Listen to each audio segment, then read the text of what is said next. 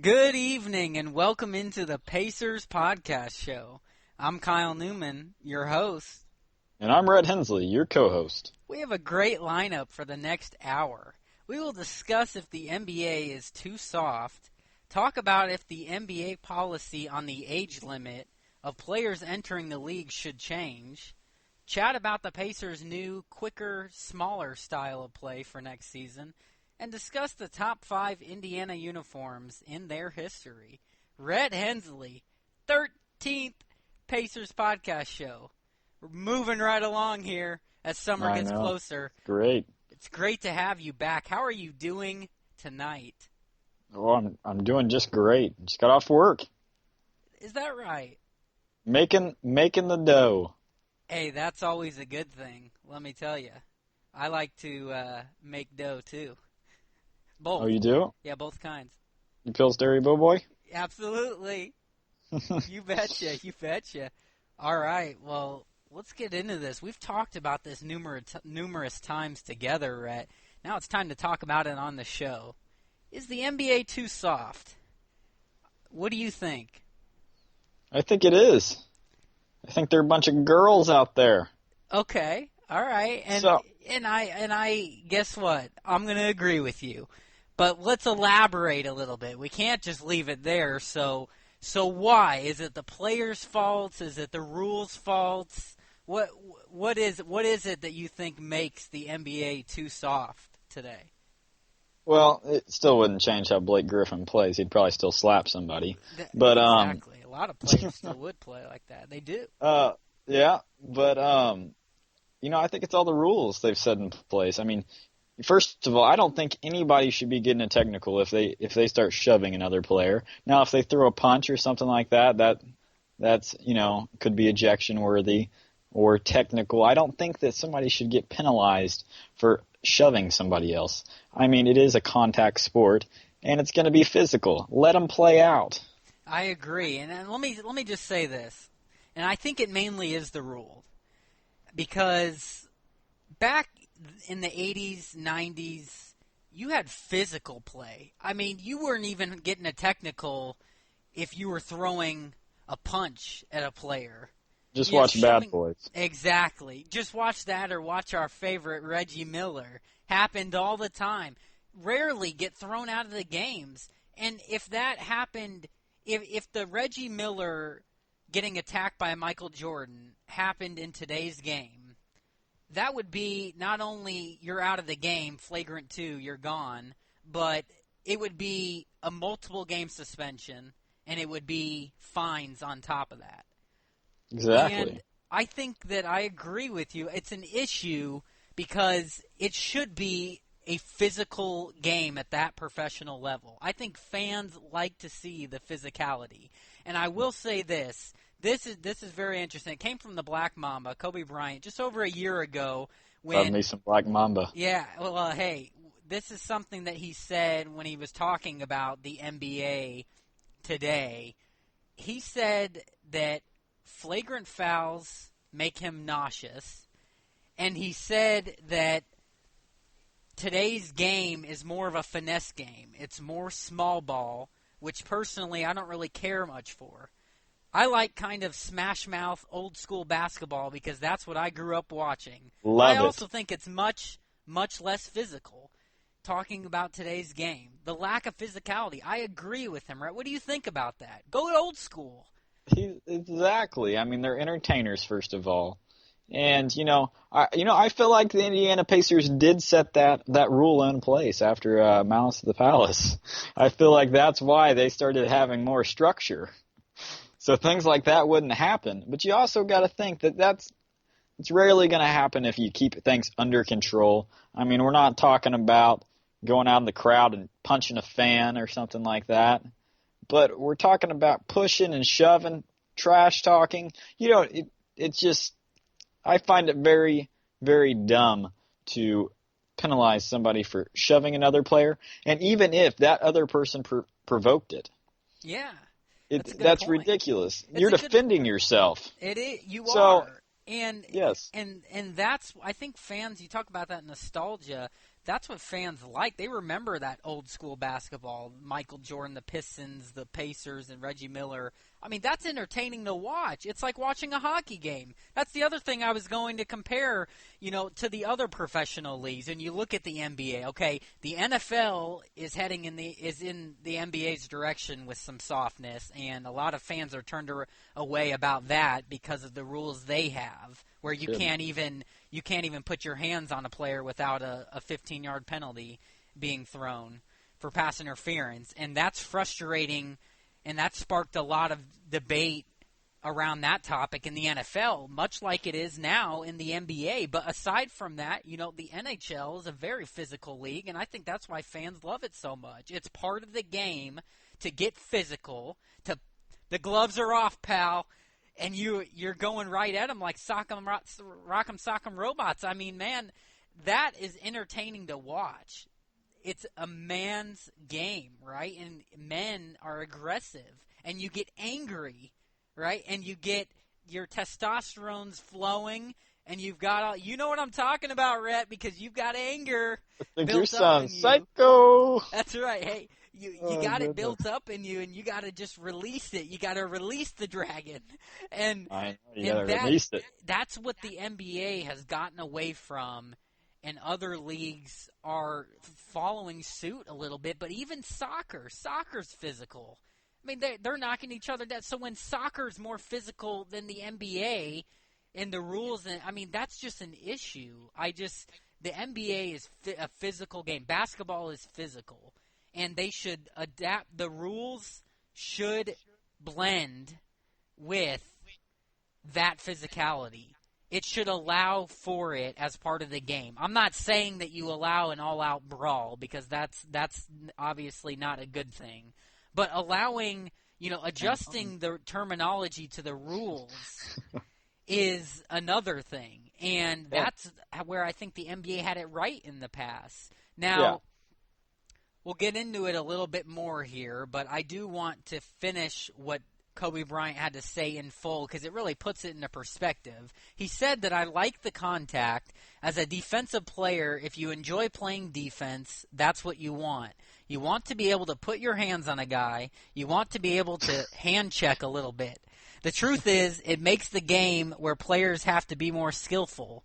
Nowadays, literally anybody can get out there and get to the basket, and you can't touch anybody. Back then, if guys put their hands on you, you had to have the skill to be able to go both ways, change direction, post up. You had to have a mid-range game because you didn't want to go all the way to the basket because you would get knocked ass over tea kettle. I mean, if you think about it, hey, that's just classic Mamba right there. But, Rhett, tell me what you think about that, because I completely agree with him. It's hard to play defense when you got something like that going on. Just like I've said, James Harden would not score as many points as he does if he didn't get to the line. And I was watching it last night. He got to the line, and it's just ridiculous, that type of foul. I mean, first of all, on one of the plays, he traveled before he even got called for the foul, which it was just a bullcrap call. But it's just ridiculous, the type of way it's going to be in the NBA. I hope it doesn't continue like this in the future, but I do see it happening, and I think that's going to turn people away from it. I do too, and that's the issue. You would think that Sterling, as Adam Silver, as this is coming up, is thinking about this with the hack a Shaq rule. No, he's thinking about these rule changes because it's coming up. Fans are talking about it. Maybe that's a reason that attendances are down at games and stuff, and on TV viewership, because in people's minds, and much like to the same level of the NFL, where people think that it's boring and annoying if every single time you're seeing a penalty or a foul called, when it shouldn't be. It's like, oh my gosh, can I go to bed tonight? I mean, that's what fans are enduring, and it's frustrating. It slows the game down. I think that it's good to have that physicality in there, and I agree. I think the NBA should allow more contact. I think it's gotten too soft. Literally, since the turn of the century, it's been getting more and more soft. And Yeah. I think that is an issue that Adam Silver needs to address in the E- rule e- change. Even more with this replay. I mean, even if they do get like pushing and shoving and stuff like that, they're going to whip it out on the replay, and if anything looks bad, that's going to go against them even more and potentially get them thrown out for something that's kind of dumb. Exactly, and this is what I want to say about this. I think it's more on the rules because it's unfair to these professional athletes. Because if they had the leeway in the rules, these guys would be. I would make the same comparison. These guys are just as bad as those bad boys in the 80s and 90s. If they had the leeway to play like they did physically, they're grown men still. No difference, just a different era. The only problem is they can't unleash it the same way because of the rules. So, it gives the NBA players today a bad rep. Like, wow, can they play defense? Can they? Well, no, they can't because the rules don't allow for it. They don't want to get called for a foul every time. No kidding. Switch the games up in the different time eras. Put the bad boy Pistons from the 90s and 80s here in the 2010s, and it would be the same way because they can't get away with the same things. It would be soft, and so that's where it's unfair from the players' perspective. I can only imagine how frustrated they are, not let alone us fans. But how about this? Another guy who I love chimed in on it. Charles Barkley said we'd kill these little girly teams they've got today. He said, "Come on, the Miami Heat, the best team today, they made Roy Hibbert look like Kareem Abdul-Jabbar." Now, he's taking a shot at Mr. Roy Hibbert, but I think we can both agree, Rhett, it's pretty true. Roy Hibbert, time to man He's up. a girl. But, it just goes to show you that these guys who played in this era are looking at it today like, wow, they wouldn't even be able to compete with us. Now, I think that's a little bit disrespectful to the guys because I think they could, but the rules are different. There was a lot more leeway back then, and that's what I think the NBA needs to get back to. I mean, you mentioned it. How about that? How about Taj Gibson for the Bulls getting ejected for kicking Matthew Dellavedova? What do you think about that? Especially when he locked his legs. That's ridiculous. If anything, they should have went back and looked at that and saw that he grabbed his leg. But no, throwing him out over that is ridiculous. I couldn't agree with you more. It's another example of... I mean, what are you going to do if somebody locks your leg and, potentially fall? I would sure as hell kick their foot away. Yeah, no kidding. But that's just an example of where the league has headed.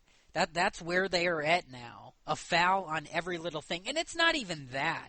All right, that call needs to be changed. The flagrant fouls, the technical fouls, they're getting way, way too picky about that.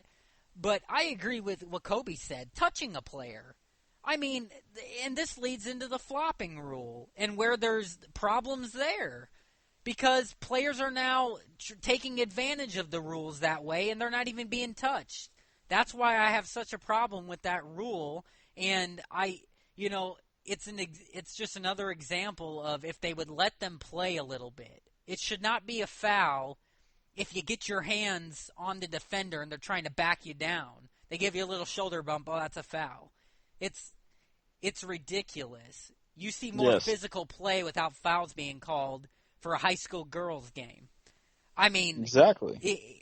So that's where I'm at with it, right? It needs to change because it has become too soft, and I think it's hurt the viewership and the reputation of the NBA today. And I think in order for that to change, the rules have to change. Yeah, and I think they need to contact Paul Crew. And they need to go back. They need to go back to the longest yard. They need to talk about the prison yard. He took it in. He took it in the longest yard. He took it like a champ. We need to go back and have some of that. We need to have some of that. Not as bad as that, but we need to at least lighten up on it.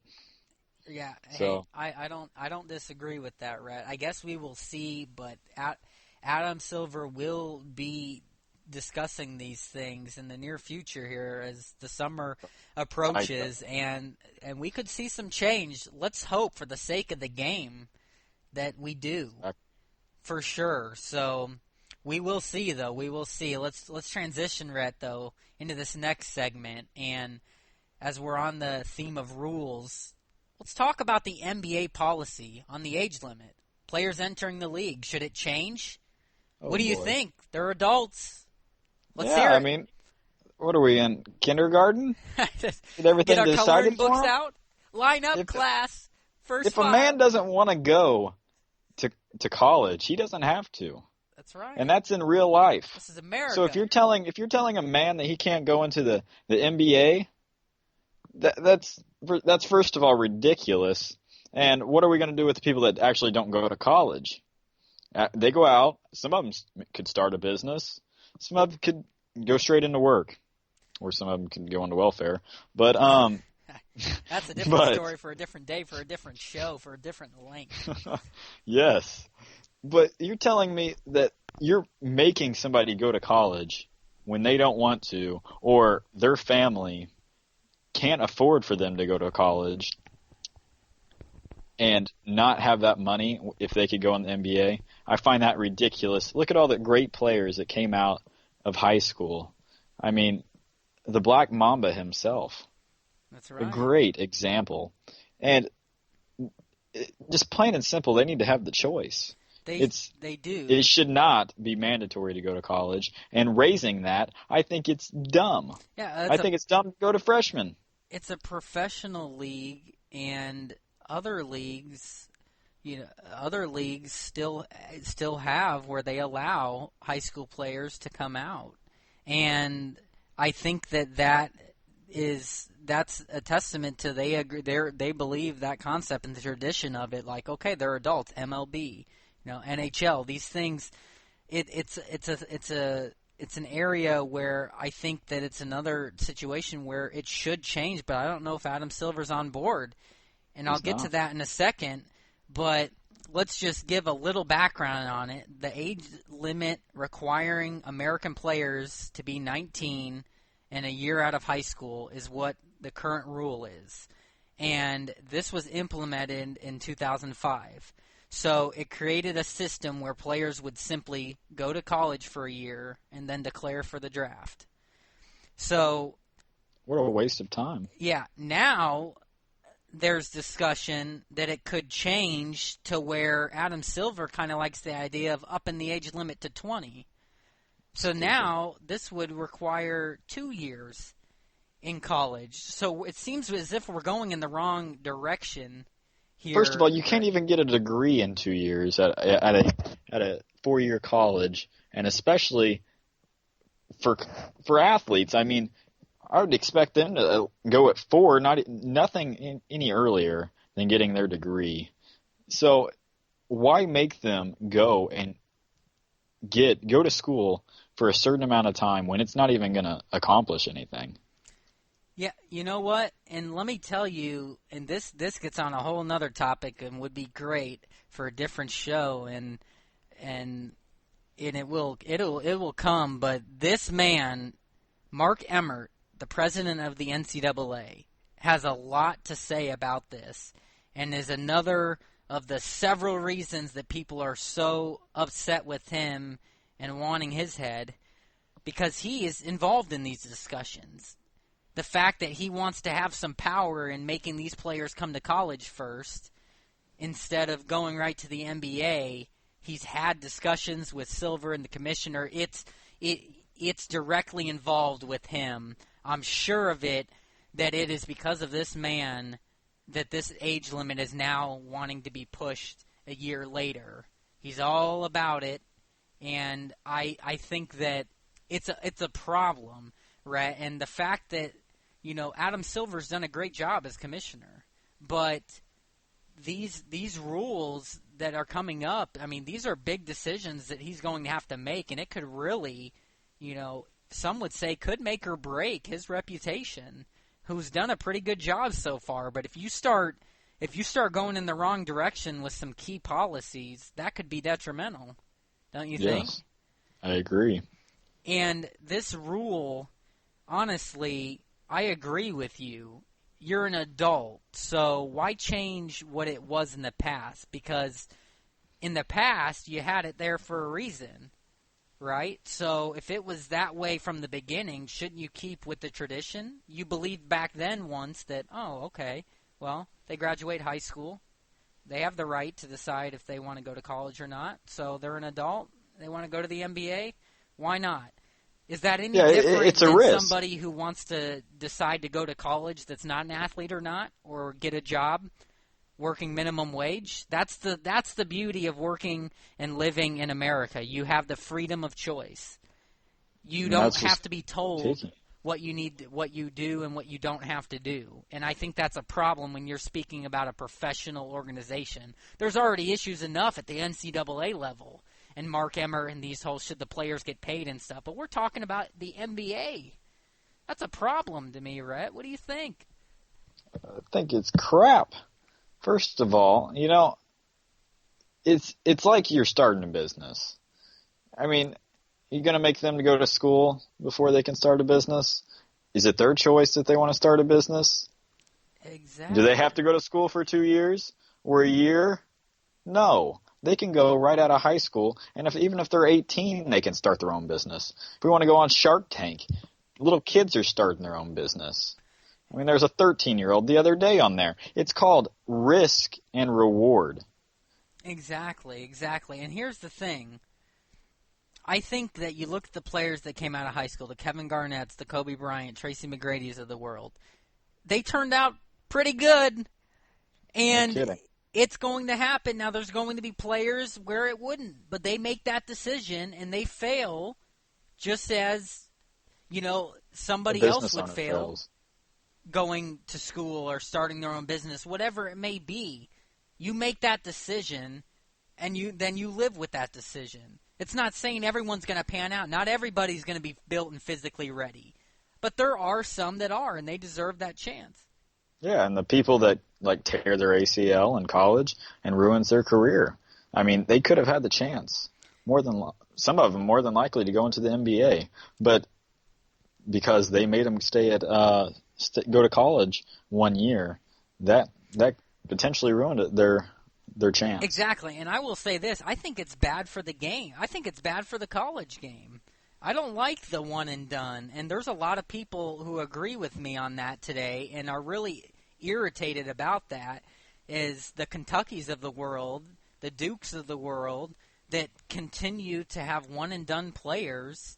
It's just a center pole for them to just go right to the NBA. You might as well just have them go right to the NBA.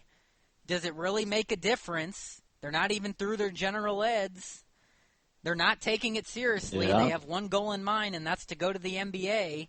So I think it's just a big distraction and just another issue in a policy. I will say this. I think the idea behind the rule change for the age limit was because players are not physically ready to enter a man's league. They're not built.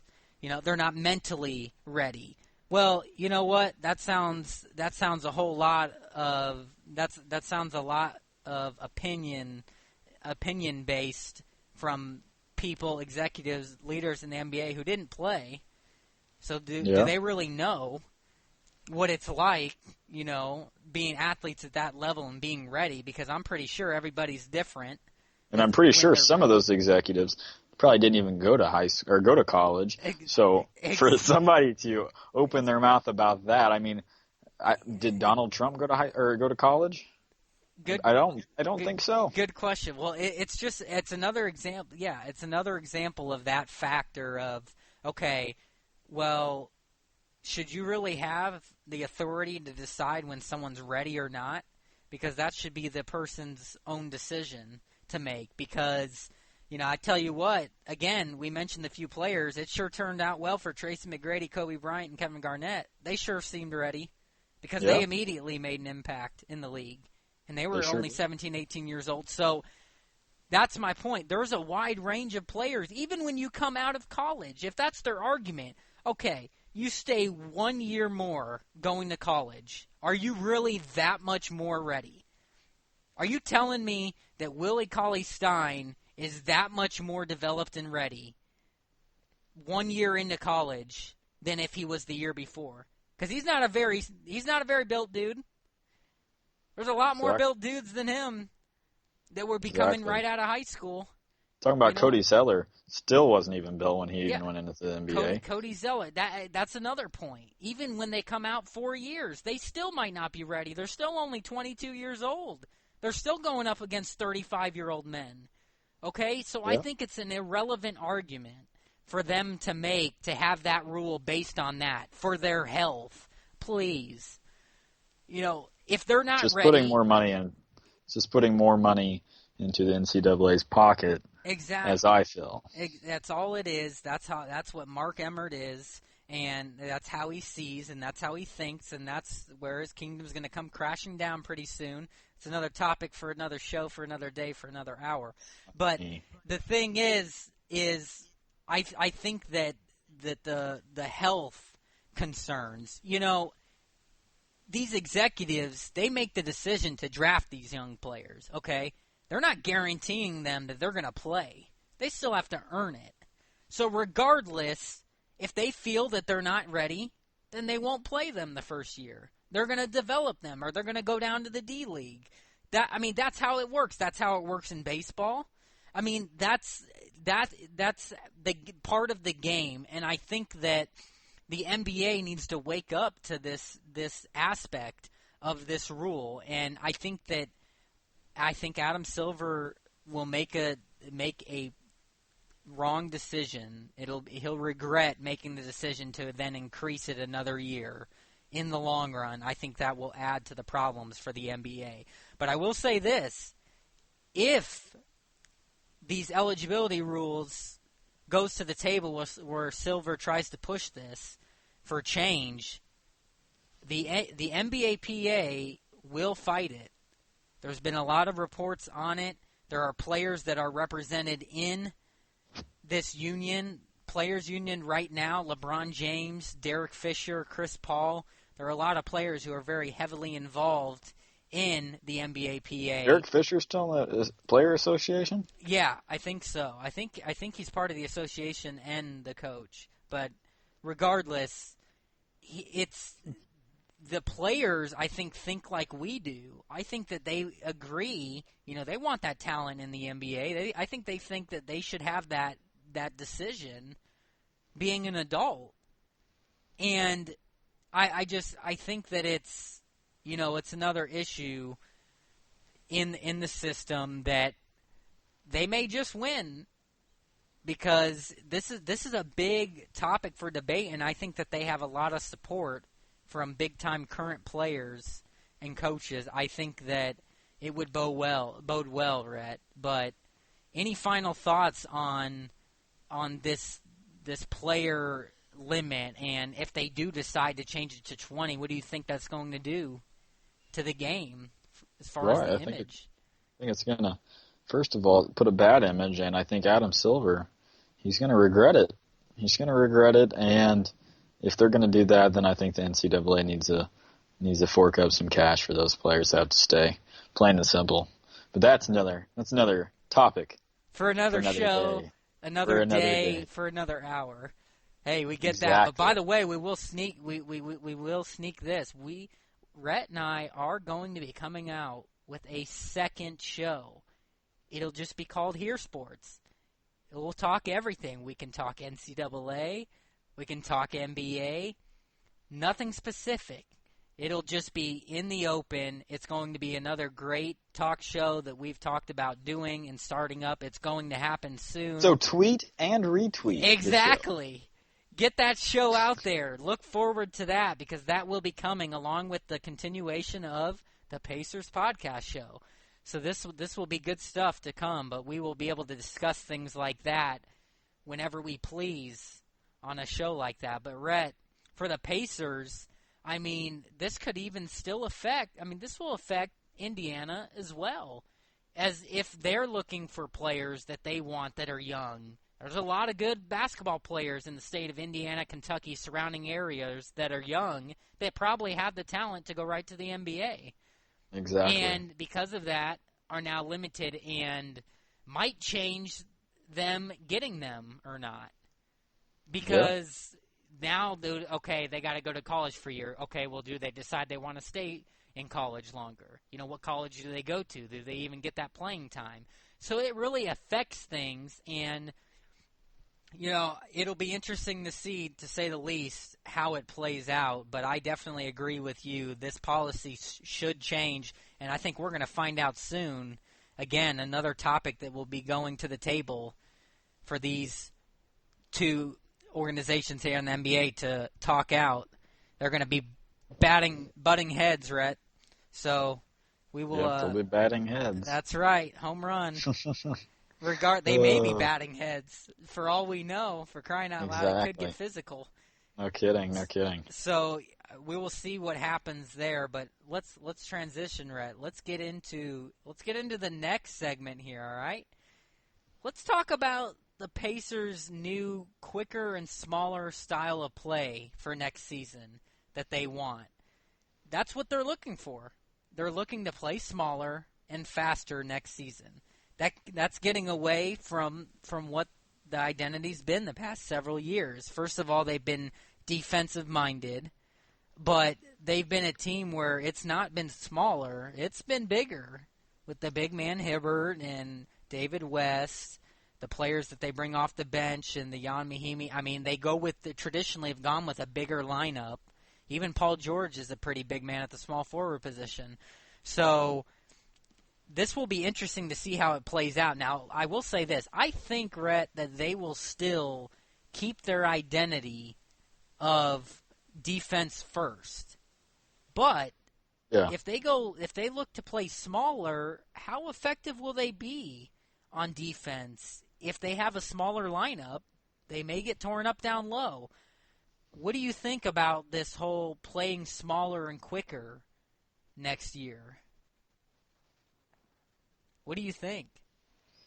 Well, I think it's great, First of all, the big man, more than likely, be the big man on the bench if he stays. So, with that, I think it's going to help the offense. But we're talking about the defense, aren't we, Kyle? Talking about defense. We are talking about defense. I think if you get the right player in there, the defense will just flow with it. And if, let's say, we picked up a guy like Draymond Green or somebody like that, I think that would help the defense, even though I think the Warriors are going to lock him up. But, it's really just what type of player you're going to get down there. Obviously, if he's a bit smaller guy, he might get torn up by like a Greg Monroe or a Mon Drummond's. But it's really who you're going to put down there. And I think that's going to be the interesting part if the Indiana Pacers find themselves with Roy Hibbert opting out and them being able to pick up somebody from the free agency to fill his spot. Exactly. And you know what's interesting? David West has a player option too. If he's not back in the Pacers uniform next year. From what I've heard, he is planning on returning to Indiana.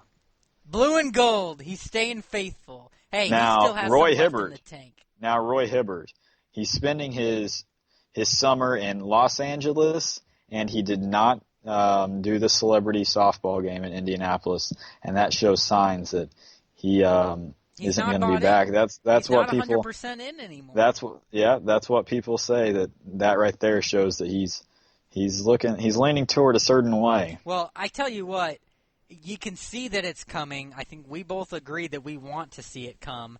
It'll help to this new identity, but let's face it.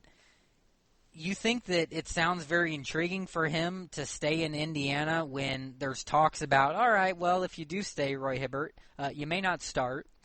We're going to a smaller type of play, quicker. You're not quick, so you may not play that much off the bench either. Don't forget about the big one. People don't like him. Exactly. So then you have the team chemistry issue, and the fans now not backing him. It's not a good situation for Roy Hibbert in Indiana. So, he may just take less money to go elsewhere. There's been talks about Portland. I mean, who knows? And if that happens, But really, if I LaMarcus Aldridge is out there, and we both agree what a great player that would be. no, we're landing Kevin Love, Kyle. Back off that topic. He's not leaving Cleveland, Rhett. We're getting Kevin Love, but first of all, Roy Hibbert. If I was him, I would opt back in, and then if people wanted to boo me, I would just wave at him off the bench. $15.5 million, other than getting like $5 somewhere else. Tell you what, I would take getting booed. See, I guess it would depend on how much he would get because, in his mind, if he's miserable here, maybe money would not mean so much to him. If he would rather go play somewhere else, because let's face it, it is a profession. It's his career because of his, he's playing for the love of the game. It's his passion. How happy would he be as he's just getting older, just sitting there on the bench? So I know if it were me, if I was in that situation, sure, it's hard to turn down that type of money, but if you're in the game because you want to play, you want to make a career out of it, it's your livelihood. That doesn't sound so appealing to put in all that work just to sit on the bench for that much money when $5 million, shoot, that's still plenty of money in itself. So, if I were in that situation, the team chemistry was bad and fans weren't backing me, if I didn't have a family and I was in that situation where, well, I'm not going to play at all, might as well go to Portland. So maybe Boy, would I love to see you as a center. Me too. So, but it is fun being a guard. So, I will say that I can see him thinking along those lines, and I agree. I think I see it kind of going that way. But the thing is the NBA has become a guard-dominant league, and that is what the Pacers want to try and mimic. And this is what Bird had to say about this new blueprint for Indiana basketball. What we'd like to do is score more points, and to do that, you've got to run. You've got to play a little smaller. I would like to see Paul George play some power forward, like to play smaller. So I want to see what you have to think about this. Get up and down the court a little faster. So there's a lot of work to do this summer, and obviously it depends on the talent you have. Rhett, this is something that I've been hearing, that to do this new style of offense, this new identity to play smaller and quicker, Paul George is going to be moved to the power forward position. Now he's a big man, crazy. He's tall. What do you think about this, though? He's a big man, but he's not very thick. No, but he's a great defender.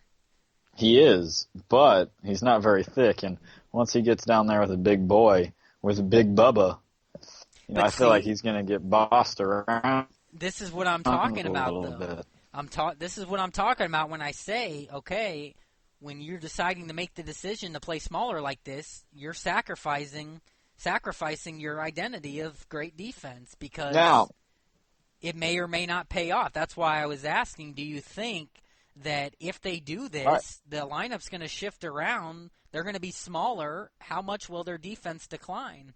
Well, I think that if that's the way that they're planning on going, I think that they're going to thicken Paul George up.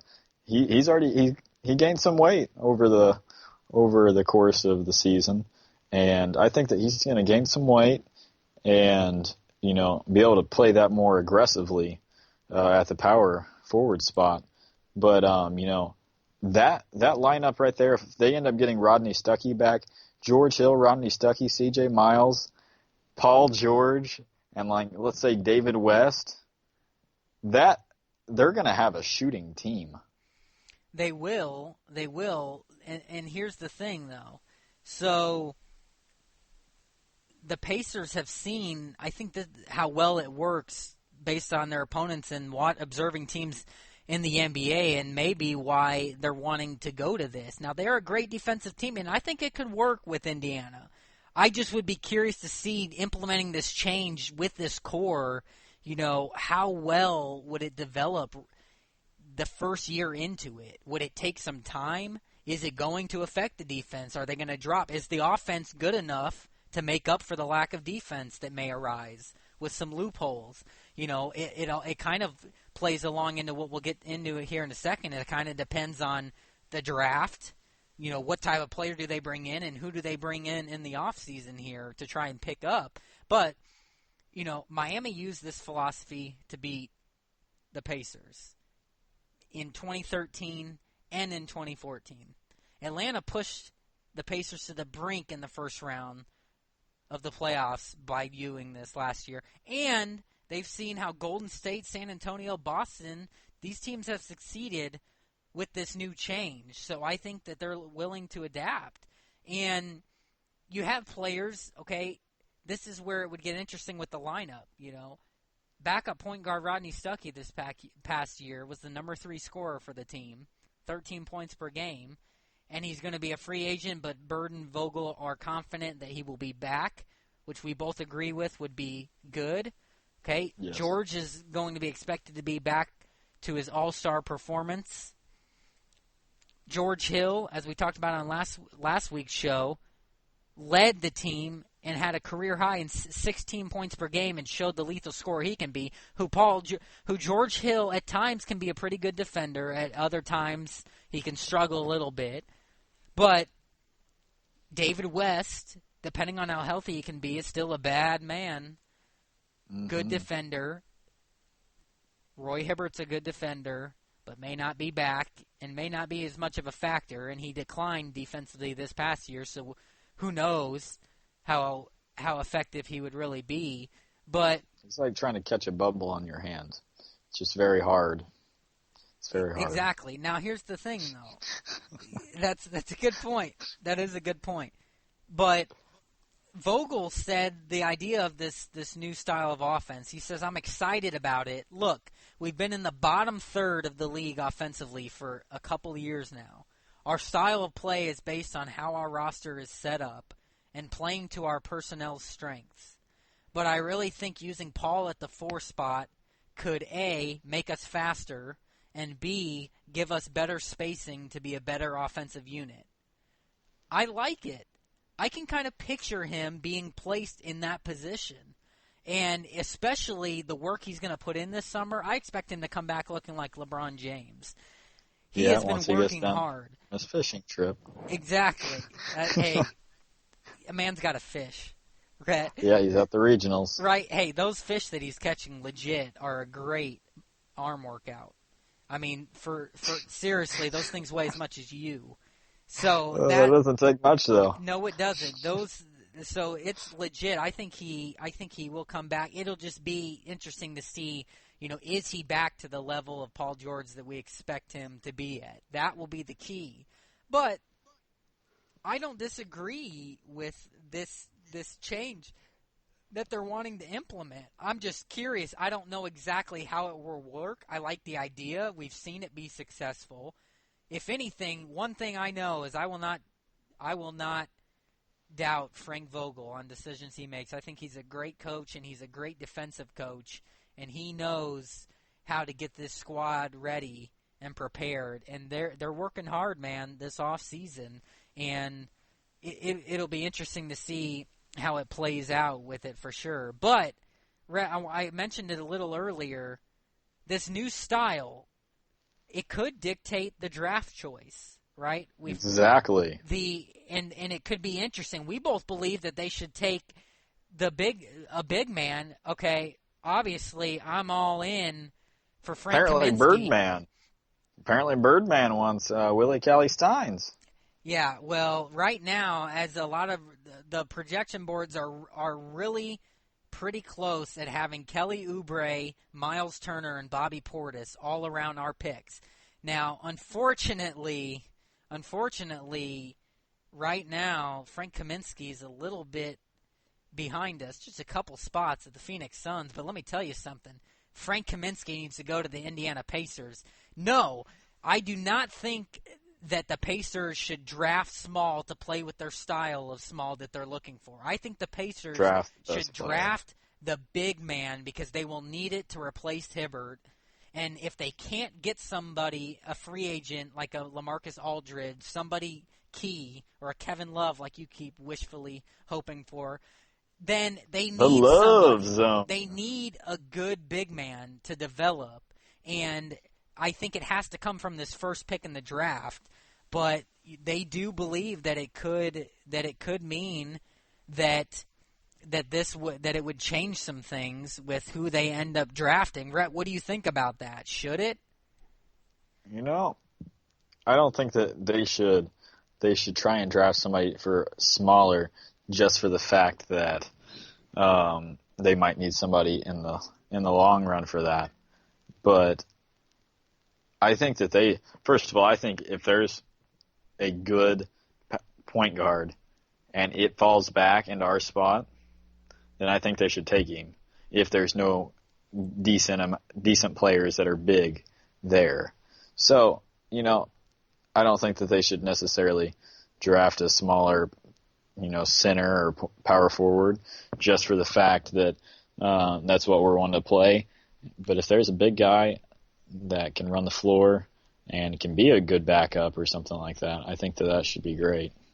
No, I agree with you. I agree with you for sure. And one thing we know is the draft happened yesterday, and the lottery happened yesterday, and we know that the Indiana Pacers landed the 11th pick like it was projected.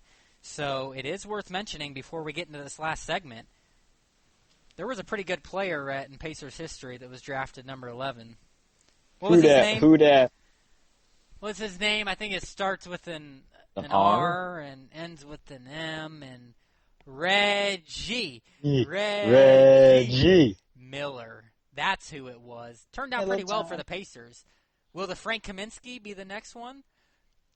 The Reggie Miller? I guess we will see. You're really adamant about him. I am. But hey, it is worth mentioning. We know where Indiana will be at. This draft is important for them. Getting that right player, who will it be? Will it be as successful as the Miller 11th pick was? So we will see how that plays out. But let's kind of transition into this last segment. And let's discuss the top 5 Indiana uniforms in their history. Boy, I have if a you guys feeling... just saw his face when he did that, oh my goodness. He was a little too giddy. Oh, Rhett, let me tell you something. I have a feeling we are going to agree on these jerseys. All right, we'll start us out, big man. But we will see. I'm going to go in a different... I'm going to go different here, all right? I'm going to go at a different angle. For my number 5, you may not expect it, okay? But I am going to go back to the ABA. Wow. I liked the ABA jerseys. It was kind of just classic. Do you know what I'm talking about here? They were some interesting uniforms.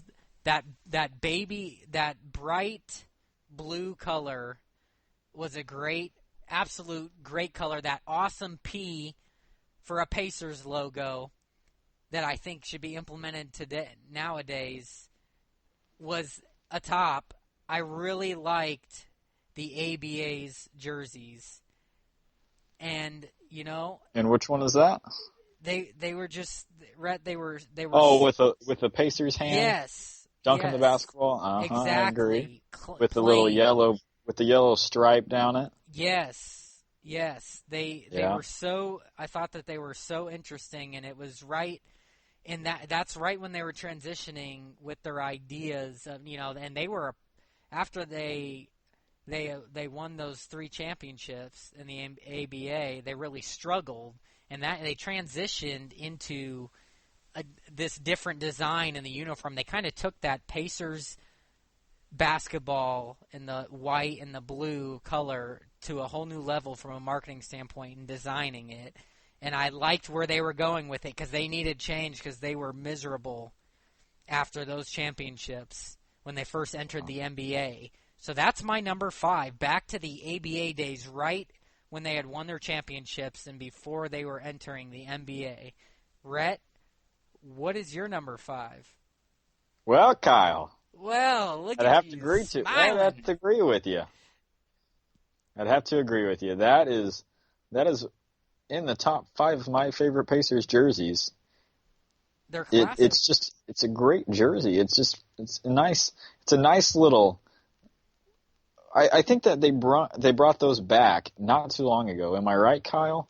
I think they played maybe in 2013 with those or They did. 2014. And you know what? They don't do it enough. I I know. love No, the love throwback. those. Well, we'll get to that here in a bit. But it was solid. It kind of just makes you think Harlem Globetrotters, just throwback, awesome with the high shorts. I just really I loved the color scheme, especially. And I think that was one of the most interesting parts to me about those uniforms. But I'm a little surprised that at number 5 we were on the same page, Rhett. Wow. Yeah, that is one of my favorite ones. I can't lie with you there. How about that? How about all that? right. Well, then I'm sure we're going to agree with number 4 because as I was getting to, it was right.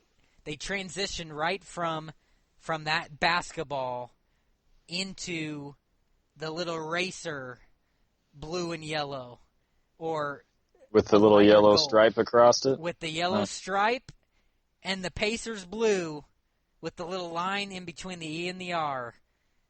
1980s All right. look. This is what we called the 1980s look. And I loved these jerseys.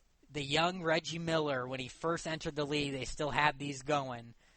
I loved what these looked like. Right? It's another example of a throwback jersey that I want to see more of today. I want to see the Pacers get back to more throwbacks, and this was a classic jersey. That the colors, they were great. They were great, Oh man. boy. What's your boy. number 4? Oh boy. All right. Well, we're one for 2, Kyle. We're 1 for 2. Oh my gosh, are you kidding me? All right. Well, mine's the modern day Pacers, blue collar gold swagger. All right. They were first debuted in 2005, and I like them. They're a tradition for me, so it's what I've seen the most, and what I've grew to love. So that's my 4th favorite jersey. Are you kidding me? You're putting that in place of the classic, unique Indiana Pacer designed jersey. Hey, it was one of a kind, Rhett. We have more later to come. Okay, well, if you put just it higher, listen. If you put it higher, then I can agree. All right, I can agree if you put it higher, but only higher. Now, I will say this: I'm going to get to my number 3. This was very close to being the number 4, and that one, the 1980s look, being ahead of this. But I have to go with this. You know why? Because this is what I'm accustomed to now, baby, and that is number 3. The modern-day Pacers, blue-collar, gold swagger. Yes, that is from 2005. It made its debut, and it's been our jersey since. I love it, Rhett. The navy blue, the gold along the neck, the little gray on the side. It's a classic. The little Pacers emblem on the shorts on the side. I love it, Rhett. I love it. I love the home jersey. I will say this, though. I think what puts this ahead of the 1980s look for number 3 for me is the alternates that go with our modern-day jerseys, and that's the gold. Exactly. The gold modern-day Pacers jersey is my favorite one modern day. I love it. Exactly. At number 3. That's what did it for me, putting it at number 3. I love the gold out, baby. We seem to win in the gold, too, and I love it. But I'm a man of it, right? Listen, this is what I've been used to. You're a man of it? I'm a man of it. I'm a man of the blue and gold swagger that the Pacers have been repping for 10 years now. I'm accustomed to it. It's what I'm used to. I love throwback, but I also love me some modern. And this is modern, Rhett. What's your number 3? The 1980s look. Oh, okay. I see what you did there. I'm okay with you then. Miller. Okay. The young Reggie Miller era. Mr. Potato Head on a stick. I know, exactly. That was one of my favorite jerseys of all time. I just love that jersey. It's so unique. and it's just the Indiana Pacers. That's just plain and simple. It is the Indiana Pacers. I just love the little yellow stripe across it with the Pacers logo and the white and the E and R. It's just great. It's just a fantastic jersey. Hey, I agree with you. It clearly is. It has swagger Written all over it. It Yes. really does. It really does. I can't disagree, Rhett. You switched it. It was a close 3 and 4 for me too. I respect that. I feel like we are really on the same page here. Oh my gosh, besides that little mishap, we might have the same top 2. We could round out 4 out of 5. 80%. Wow. Oh boy. If you could ever only shoot that from the free throw line, you'd love it. I Here we wish. go. My number 2. Pinstripes. Anyone? Oh boy. The Pacers pinstripe jerseys. I love them, Rhett. They wore them in the late 90s and the early 2000s toward the end of Reggie's career. I had a Jalen Rose jersey in the blue away pinstripe. I loved the gold pinstripe, even the white one at home. It reminds me of the Pacers-Pistons brawl. That era. It reminds me of Reggie getting us to our first NBA Finals. And it reminds me of us finally getting past the Knicks in the late 90s when they were done. And they were no more and the Pacers took over in that rivalry. I love these jerseys, Rhett. They're unique. They're unique. They are. The color scheme, again, you got the blue and gold, but it's the way they design them. I don't know what it is. It's just unique to the Indiana flavor, man. I love the gold throwback again. That really set it for me. I always wanted that alternate jersey of the Pacers pinstripe. But there's no doubt about it. These are my number 2. Absolutely. What about you? Oh boy, you're gonna be disappointed. Oh my gosh. All right, my number 2 jersey is the metal black. Huh? Jerseys.